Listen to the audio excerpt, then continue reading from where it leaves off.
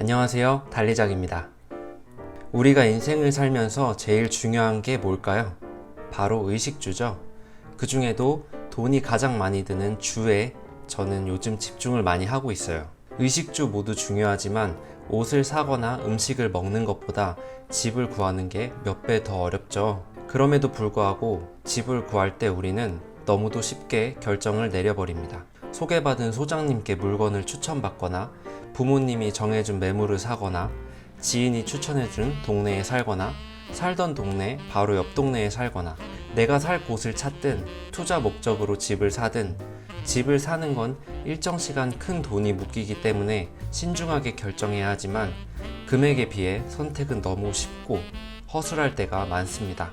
대한민국 아파트 부의 지도 책의 저자 이상우님은 부동산을 구하는데 올바른 판단을 내릴 수 있도록 5가지 황금 열쇠를 알려주고 있습니다. 이 5가지 황금 열쇠 중 2가지 정도만 충족시키는 선에서 결정을 한다면 성공적인 투자를 할 수 있습니다. 3가지를 충족시키는 것도 사치일 수 있다고 말하고 있습니다.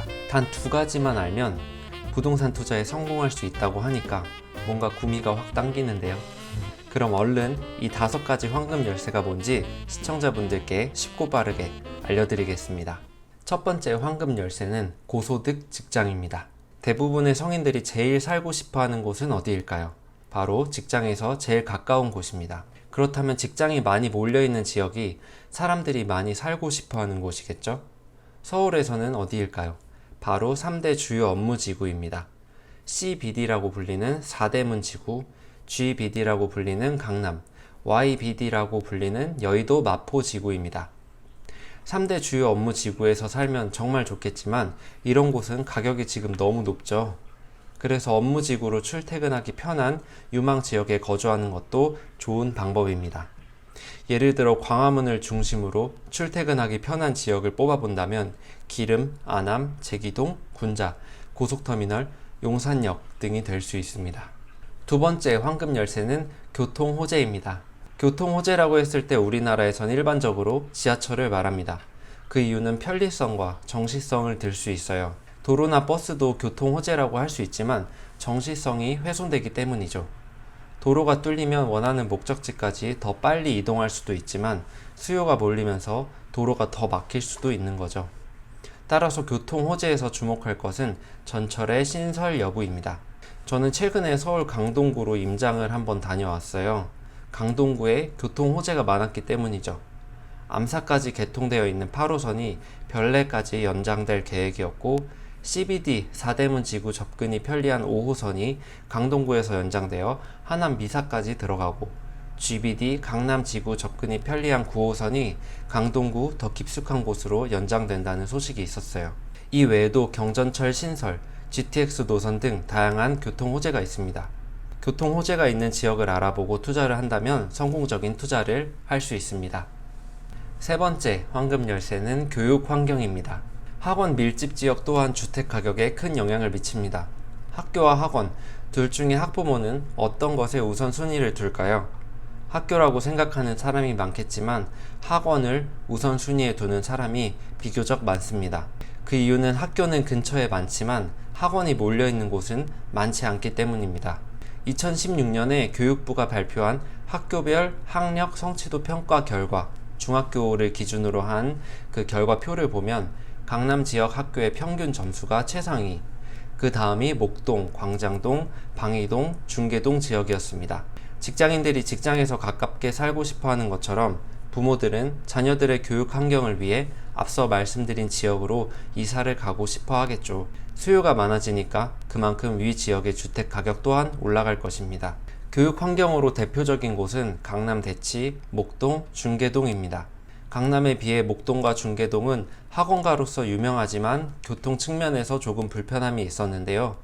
현재 진행 중인 경전철이 생긴다면 불편한 교통 문제도 어느 정도 해결되어 입지가 더욱 높아질 것으로 예상합니다. 4번째 황금 열쇠는 자연 환경입니다. 한강 근처의 부동산 값이 높은 걸 보면 이를 이해할 수 있습니다. 자연 환경은 산, 강, 공원 등 여러 가지가 있습니다. 서울역의 고가도로가 공원으로 전환된 서울로 7017 프로젝트로 인해 인근 아파트 값이 급등한 걸 봐도 자연환경이 부동산에 미치는 영향이 큰 걸 알 수 있습니다. 성수동의 서울숲이 개장하면서도 인근 부동산 값이 급등했습니다. 과거부터 우리 민족은 자연이 친화의 대상이었습니다. 이러한 정서는 오늘날에도 계속 유지되고 있기 때문에 자연환경 또한 부동산에 큰 영향을 미칩니다. 마지막 5번째 황금 열쇠는 도시계획입니다. 재건축, 재개발, 삼성동 GBC와 같은 대규모 도시계획입니다. 누구나 신축 아파트나 건물에 관심이 쏠리는 건 당연하죠. 새 집에 살고 싶어하는 수요는 어디나 있으니까요. 이런 도시계획을 잘 인지하고 도시계획으로 인해 수혜를 입을 지역을 미리 선점한다면 성공적인 투자를 할 수 있을 것입니다.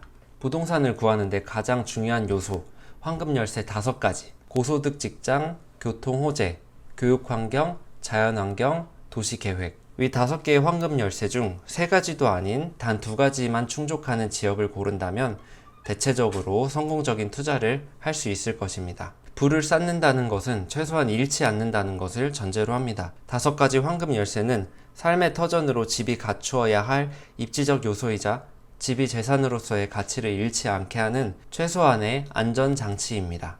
여러분, 부자란 무엇일까요? 그저 돈이 많은 사람을 부자라고 부르기도 합니다. 하지만 저는 부자는 부에 대한 철학을 갖고 돈 자체에 매달리지 않는 사람이라고 생각해요. 그리고 그런 사람들이 모여있는 곳에 같이 살고 있다면 나도 그들의 철학을 배우고 서로 도우며 살아가면서 인적 네트워크를 만들고 부를 오래 유지할 수 있지 않을까요? 자녀들에게 좋은 인적 네트워크를 만들어주고 싶기 때문에 부모들도 좋은 교육 환경을 갖춘 부촌에 살고 싶어 하지 않을까요? 이렇게 부자가 되는 과정에서 부를 쌓는 첫 번째 길은 좋은 집을 사는 것입니다. 5가지 황금 열쇠를 인지하고 조건을 하나하나 따져가면서 찾아본다면 과거의 타인의 말에 휘둘리거나 조급한 선택을 하는 일은 없을 것입니다. 오늘도 끝까지 시청해주셔서 감사합니다. 행복한 하루 보내세요.